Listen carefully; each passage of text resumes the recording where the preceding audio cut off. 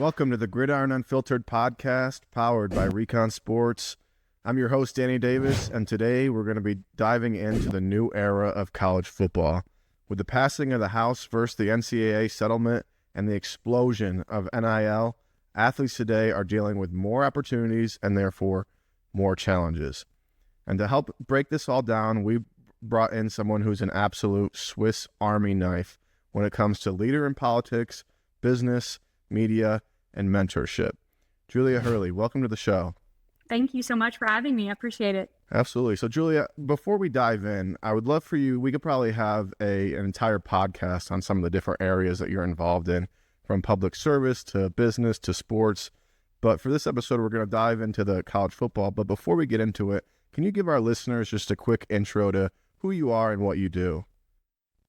Gosh, the elevator pitch. So I am a owner of a brokerage in Knoxville, Tennessee called Just Homes Group, and I'm the top 100 producing real estate agents here out of 6,000. So doing pretty well with the relocations and real estate. Been doing that for almost 12 years now, so I really enjoy that part of my career. And we have several agents that work in our brokerage now, so it's pretty great. We're growing that, and then we do.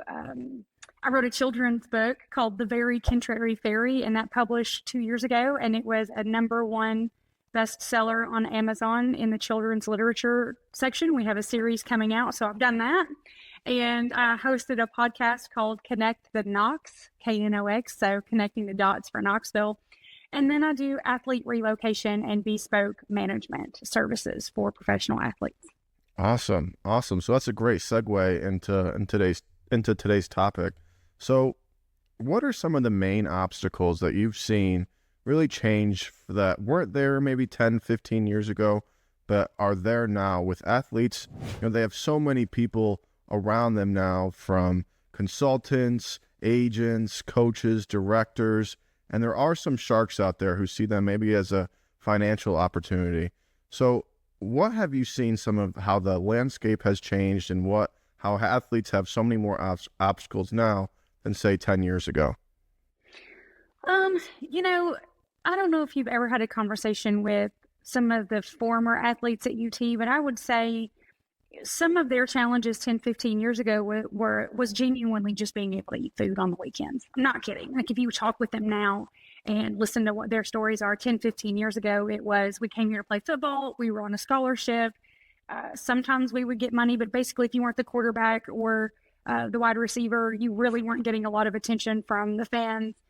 And there were people who would invite you to their homes for the weekends, and the coaching staff obviously does everything they can do. But 10, 15 years ago, sometimes these kids were literally, they weren't able to eat. And just to even think about that being an issue. So those issues are no longer issues. All the colleges that I work with and all of the athletic departments that I work with across the Southeast have done, they're open 24/7 for food. So obviously we're not lacking for food. And our scholarship system is better as well, and that conversation has changed. But even in just the last 5 years, seeing the ability for the NIL to come in and offer these kids careers. So this isn't just, hey, I'm a fan of the sport, I've been playing since I was a kid, this is what I know how to do well. It's, I'm building a career that pays me for this profession. And watching that change in just the last 5 years has been astronomical in solving financial issues for families as a whole and for the kids. And that comes, more money, more problems is the saying that is true. And that causes its own set of issues, obviously. But I mean, as far as 10 years ago, 15 years ago, there were different problems that we're seeing today, but there's always going to be problems. It's involving, fans, for your fan base that pays for your ticket sales. And if you're a public school that accepts public monies, like the University of Tennessee is the University of Alabama, they accept public funds from the state of Tennessee or the state of Alabama. And they have to abide by specific rules and regulations there. And then you have the NCAA regulations, then you have Title IX regulations, and you have the coaching staff who are 30 plus years older than the young professionals that they are coaching and mentoring. And then you have the family dynamic. So adding money to that is always a challenge. And you another obstacles that UT fans can expect is a 10% increase in talent prices coming up. 14, so they have 14%. Other obstacles too. Yeah, so we had the increase in the ticketing prices and the talent fees. So it's a 14% overall Oh, increase. wow. Yeah. Wow. So from an athlete perspective, now that they have all of these different, resources, people in their lives, how important is it for them to have someone in their corner who really knows them, cares about them, has a track record of solving problems, and isn't there just for a financial dollar, but genuinely wants to see them get to the next level and is there to help navigate through, once they leave that facility at the end of the day, help navigate everything that life is now throwing at them? Mm-hmm. So in the past, that was player development. Player development was really in charge of all of that. And they do all of that and more now. Okay. So player development plays one of the most crucial roles that I have seen on staff. Personally, I think player development is the most used space. And they are still limited in what they're capable of. You can't control everybody all the time, right? You have to let people make some decisions and mistakes on their own, yet they'll never become a full and whole person. So you can't do everything all the time for all people. What you can do is offer the solutions in a loving and respectful way that's not necessarily tied to you as a person, meaning if something that a coach says to you as a player, something you don't necessarily agree with, but you can't talk to your coach or say anything back, or it's a family member or you can't say anything back, you are allowed to be an individual. So you need people around you that allow you for that individualism, but also respect where your situation is. I would never advise any of my clients to go against what the coaching staff recommends, ever. But I've seen people do that. I've seen people want to be popular with their players or get in with more players, so they're going to do and say whatever they need to do. So it's the ugly side of the NIL. It's the ugly side of agent. I'm not an agent, but it's the ugly side of that. I've experienced that. I've seen it. I've witnessed it. I'm like, no, the coaching staff is why you're here. The coaching staff is going to develop you. The development team's got to do what they ask you to do. Maybe approach it in a different way, like here's these 5 ways you can say this, or here's 5 ways to express this in a healthier, more professional way. But regulating that portion of who you allow in is going to be one of the biggest challenges I think the NIL and all colleges will have. The player development aspect, and 5-10 years ago, these players were just looking for food and looking for that maybe baseline player development. And you and I were having a great conversation the other day about how these colleges are no longer kind of saving athletes anymore. They're there to help develop them and catalyst them into their next level of their career.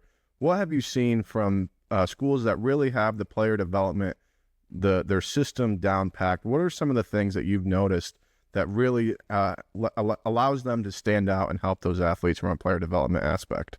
Yeah, I'd say honestly, in my personal opinion, UT is probably the second best school that I've seen with this situation. I mean, their player development team is growing. They've added another person to that team.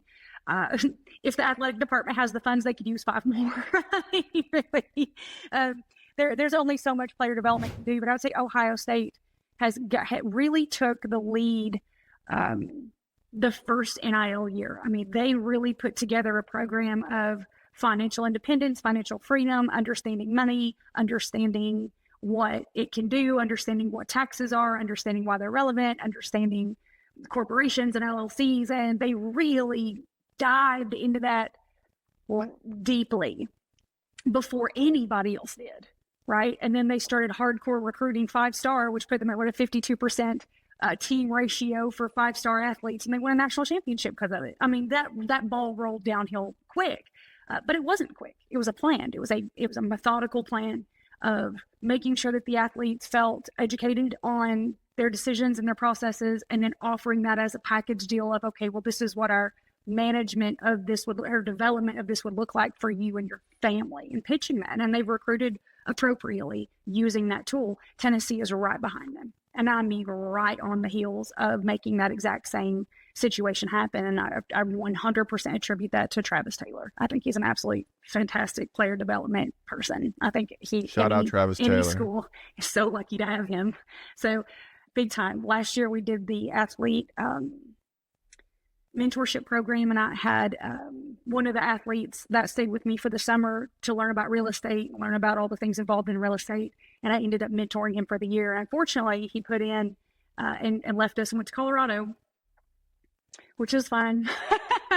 Again, you have to remember that each of the kids has their development to do.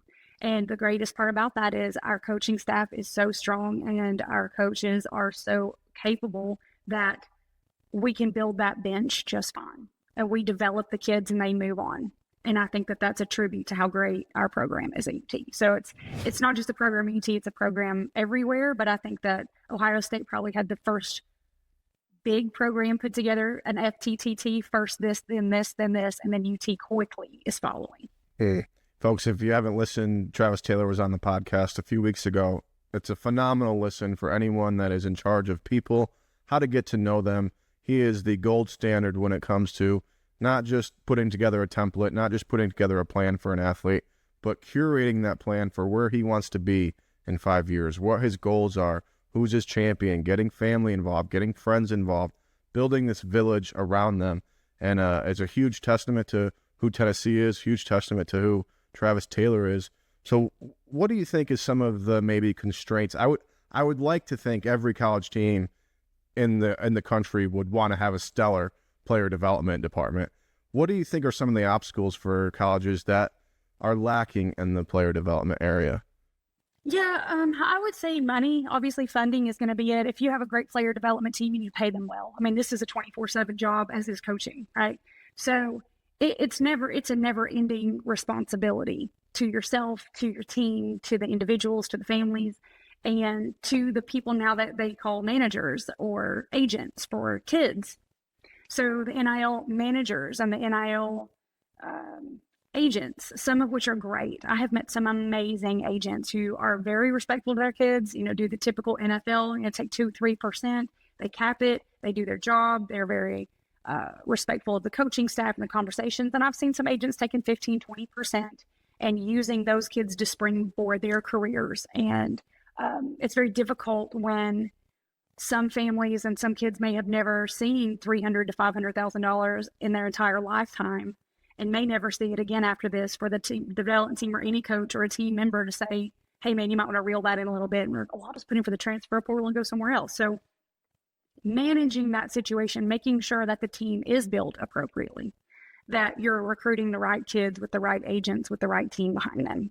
So it makes it more in depth, doing more research, which makes more responsibility, which takes more time, which you need to be paid for. So I would say any school that's having that challenge needs to find a bigger budget to hire the right people in place to complete that task. Maybe reallocate some funds. Maybe you don't need all of the fancy equipment and the highest tech stuff and hyperbaric shorts. Maybe it's about developing the athletes to get the best athletes in there, to retain those athletes, and then to ultimately set them up for success off the field. And you have a great story of you really worked with someone that was drafted in the second round this year. Talk to me about what that feeling was like when you saw his name being called on that draft day. It was pretty cool. I had never experienced that in person before. I have worked with previous athletes, but I was never in the room when it happened. So watching his family just celebrate with him and creating the space for him to celebrate on his own was beautiful. It was such a beautiful moment for him. And I did what I always do. I was like, I'm going to go over here into the corner because the cameras were everywhere. And I was like, I do not need to be on camera. I am just here to be background support and be here when I'm needed to be here. And it was surreal. It was so beautiful. It was a beautiful moment. That's awesome. That's awesome. And how do you feel like he is now in the NFL? Is there a big transition from what he was doing at Tennessee to now? Or how's that transition been like for him? And how did Tennessee and what you were doing, player development, how did that prepare him for where he is now? Yeah, so not a big transition. The player development at Kansas City is extremely amazing. I am like in awe of their player development team there. And the lady that's in charge of that is the Travis Taylor of Kansas City. Her name's Melissa. She's great. And she really has a schedule every day. She's very involved. She checks in with all of the players every single day, especially the rookies. Hey, what's going on with you? What do you need? She returns text messages, phone calls, emails promptly. And when I say promptly, like 60 seconds or less, you have an answer, or I'll get it for you, and she gets it for you by end of business day.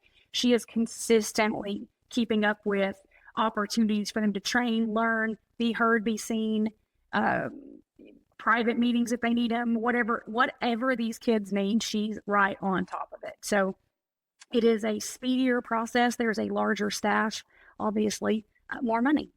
So it's almost it's a smooth transition for him. He has an amazing player development team there. I'm so excited to see where that goes in the future. But yeah, the player development team at the NFL is a whole different level. Wow. And there's even more challenges there because now they're not students; they're full-time adults now. Yeah, and, they're adults.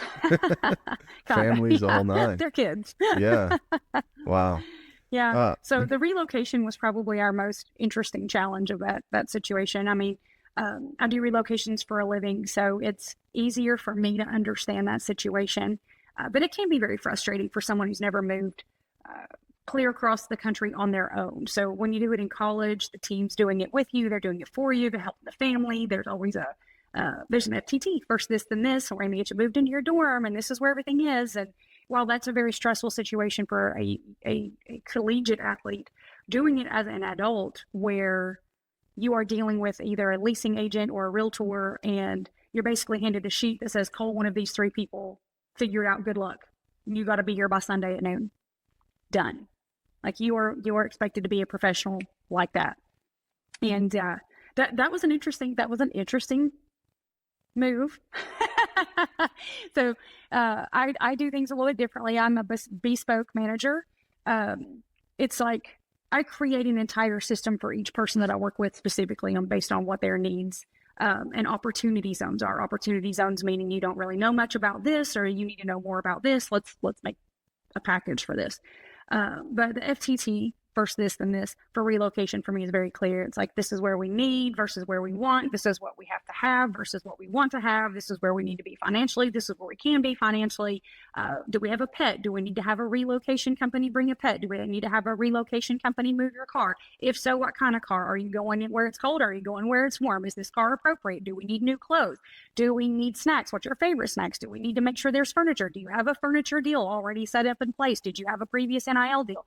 So hundreds of questions that need to be done within 10 days or less of picking up and moving someone clear across the country. So the more the relationship in college is built, the better off that transition will be, and much more smooth at the end of the day, depending on where they go. It's easy to pick up a phone and make that relocation relationship. Right. So now, does this relocation, is it mainly happening for athletes coming into Tennessee and then leaving Tennessee, or is there any relocation that happens while they're in Knoxville? Yeah, great question. So I have done several deals with the kids on using their NIL dollars for investment properties. So a few of the team members already own their own rental properties. So they said, hey, I've been employed, because they are technically employees, 1099, but still employees. Or self-employed. So we've set their structures up. I've introduced them to tax accountants. I've introduced them to money market managers. I've introduced them to financial planners. Again, I make the connections, and I'm kind of the umbrella around all of it. And that's how I explain it to the kids. It's like, you are the business owner of your own business. You're the CEO, you're the staff in the bottom of the umbrella. You're holding the business up. It's your name. It's you. Every spoke on that umbrella is a different company, a different person, like your CFO, your CEO, your tax accountant, etc. If one of those were to break, and we've all seen pieces of an umbrella break, you can still hold the umbrella and not get soaked. But if you're hiring one company to do all things, and that one company doesn't do them all the time correctly, you don't have anything protecting you. Right. So let's make some connections. Let's get your family involved in the conversations. I do a lot with families. It's like, okay, let's jump on a Zoom. Do you like the personality between you and this financial planner? Do you feel like this is a person that you would want managing, whether it's $100,000 for you or $100 million later if you make it to the league? How do you feel about the vibe of this person? Did we do a background research check? And I'll introduce you to 5 to 10 people, right? I'm just here to make the connection and make sure that that connection is managed appropriately with the conversations that need to be had versus 10 people calling a player 10 times a day each wanting something from them. Right? It's like, okay, well, we got this set up. We got this managed. We have a spreadsheet with all the information. We'll let you know what we need. Appreciate it. Let me know what you need from them. Because all 10 of those service providers, plus fans, plus family, plus professors, plus coaches, plus, plus, plus want their time and attention. Right. So we just need to make sure that it's a conducive, productive relationship that's business oriented. And then I usually end up teaching them how to manage that themselves, like pass that off. You are the CEO. This is a situation that you absolutely can learn how to manage. Absolutely. Absolutely. That's a great segue into our next segment. That's going to bring us to our sudden change segment. This sudden change is brought to you by Nico Stones. You don't need 100 pieces to look put together. You just need the right ones. Nico Stones relaunched with an essentials collection that's all about everyday style. Think about bold textures, smooth lines, and pieces that just work. Go take a look. It's live now, nicostones.com. Okay, so let's talk about life after football. You brought up investments, which I think is a huge point now in college athletes' lives with the amount of money that they're being paid. And, we were talking to Travis Taylor a couple of weeks ago. Only 1% of athletes are making it to the league. And, now for the first time ever, you're seeing these student athletes make real money, like real money in school. But the reality is, once that playing career is over, that money stops. And if you don't have a plan to replace that income or even get close, that transition is going to hit hard. So what can athletes do, right now while they're in college, getting this NIL money, now about to get the House Act money? What can they do with their platform, with their money, to set themselves up for a life of success after football? Yeah, a plan. Again, that's what I sit down and do with them, right? I sit down and make a plan. Each kid's going to be different. Their position's different. Their fan base is different. Where they're from is different. So where's your biggest fan base? How can we build on that? Let's make sure that stays your fan base, because for the next 3 to 4 years that you're in college, that is going to be where your money comes from. They're going to buy your jerseys. They're going to buy whatever product you're selling at NIL if you get a deal. These are the people that are going to support you for life. So what does that look like for you, right? So then we will dive deep into that. What's the median income of the people that are your biggest fans? So we'll do an entire social media dive and be like, okay, well, this is your fan base. This is their age. This is the income for that age. This is kind of the products we need to start looking into when you talk to your agent and your marketing director, and see if we can start gearing you towards some product deals that will gear toward people who can do the product. So a lot of players want that Nike deal. They want Rolex. They want, oh, look at me. Yes, you're great. Can your fan base afford the product you want to sell? Okay, so we look at that need versus want, and then we find a happy medium, because we don't want to poo-poo on all they're happy. They're just kids. They want to experience these things. We should let them to a point. And then we'll do and look at all of those things, and then of course pitch that to their agent and their marketing director. I'm not an agent. I'm not a marketing director. I'm a problem solver. So we do all those things, and then we start talking a little bit more about, okay, now that we're starting to make this kind of money, what do we need to do? My very first suggestion is always a money market fund, right? Money market accounts. You're going to put your money somewhere. You can either leave it in PayPal, which earns you no interest. You can leave it in your Cash App, earns you no interest, and is obviously not recognized as a legal entity to hold money at the moment. You can put it anywhere you want to put it, but are you earning interest on your money, right? You can't do anything as far as being employed or get a loan on anything until you've been employed for at least 18 months. So your first year here, what's the highest yielding money market account? Okay, well, let's make a relationship with that bank then. Now, there's the politics of that. We have to remember that. Schools run on relationships. Funds run on relationships. So each college would have their own relationship. Is that bank the best and highest yielding money market bank account you can get? If so, then we need to honor that relationship. See, now you're playing the political side. You have to teach them that. You have to make them understand that. You have to explain how that works. They give the universities money. We need to do business with them if it's what's best for you. So let's consider them first and foremost, and then everybody else after. But if there's a clear 1 to 2% difference in a money market account, that's the relationship we need to build. So then we go build it. And then we make sure that we have a private banker. So they have a place to go that's private to do some of their money. Does that make sense? So once we start getting them an interest earned account, that would last about a year and a half. And during that first year, they usually live on campus anyway.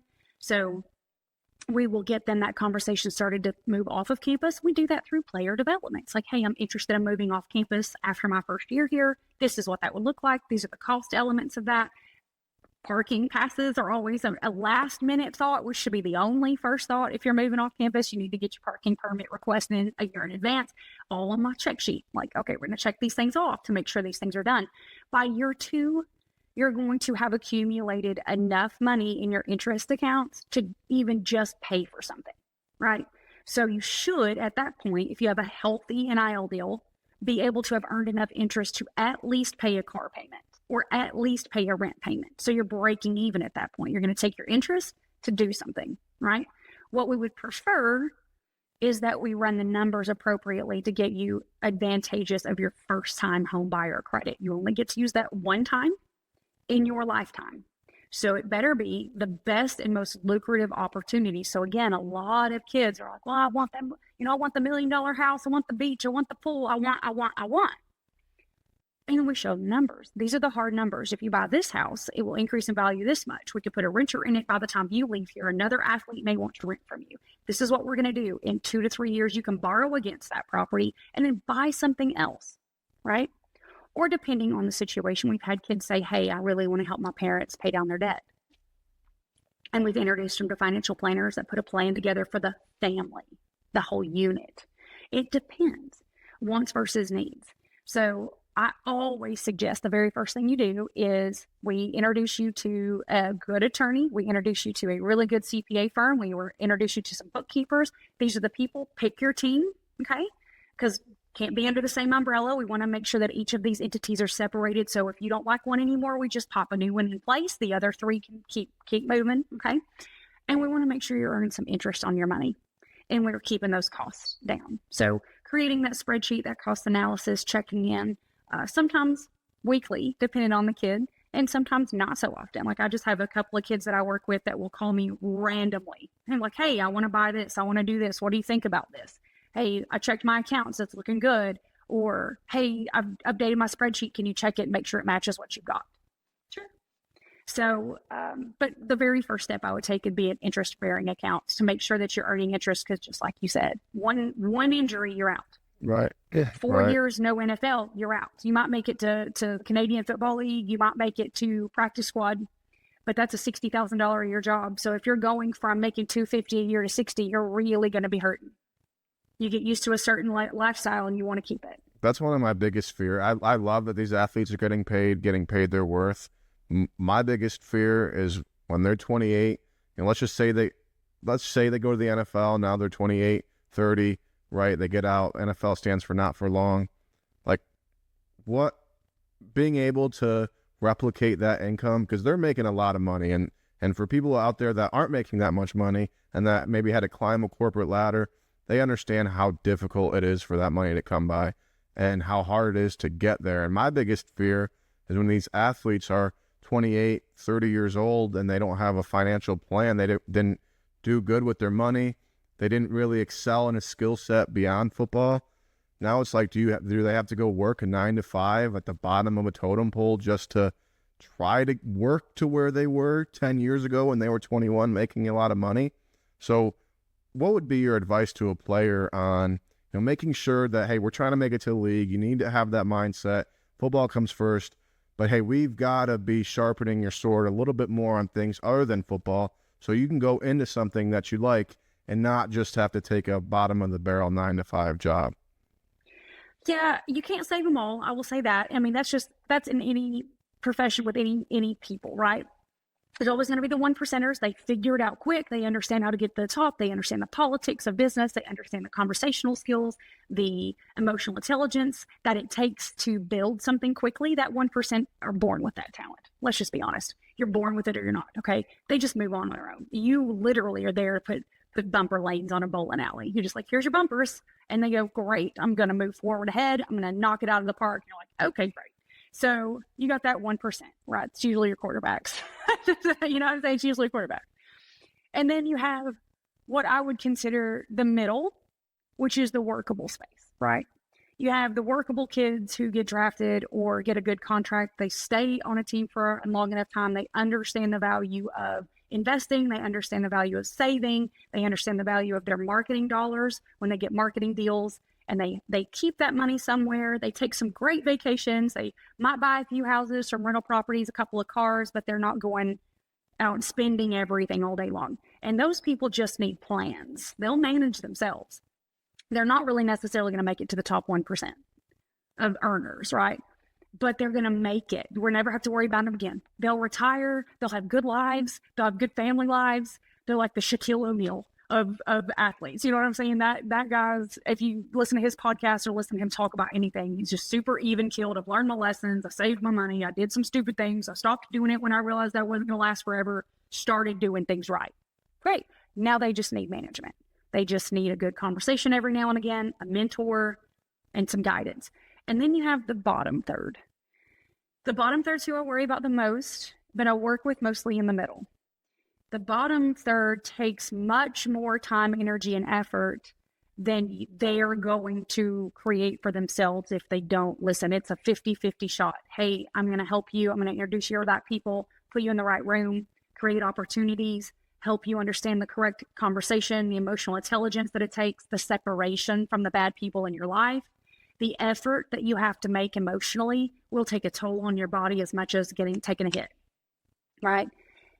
And guiding them through that, 50% of them will make it to that middle. 50% of them will just go bankrupt. 50% of them, no matter what, they just fall off, and you can't save them. And they are going to end up calling somebody later for a construction worker job or it's and nothing wrong with that. But I mean, when you go from making this to making nothing, and you reminisce on that, it can be a depressing situation, and it can be very hard for them. And the NFL has done a great job of creating space for their health insurance programs to include mental wellness and retirement systems that they can take it out of their paycheck automatically through the NFLPA. And those are really great programs. They've created that where you can just click it. You log into your back office when you get recruited, you just click it. It's like, yes, I want this part of my paycheck to go to this. Yes, I want to create this account. Yes, I want to do investing. Yes, I want to do an EFT. All like, oh, done. So at minimum, the NFLPA can give you the minimum set standard of savings. Oh, I wish I had a website with just my name on it, but I don't. I should probably create that. You can just find me anywhere. I'm on Instagram, the Julia Hurley. I'm on Twitter or X as the Julia Hurley. You can find my business at Just Homes Group. That's all one word, Just Homes Group. And my Connect the Knox podcast, you could subscribe to that. I mean, you can find me. I promise I'm out there.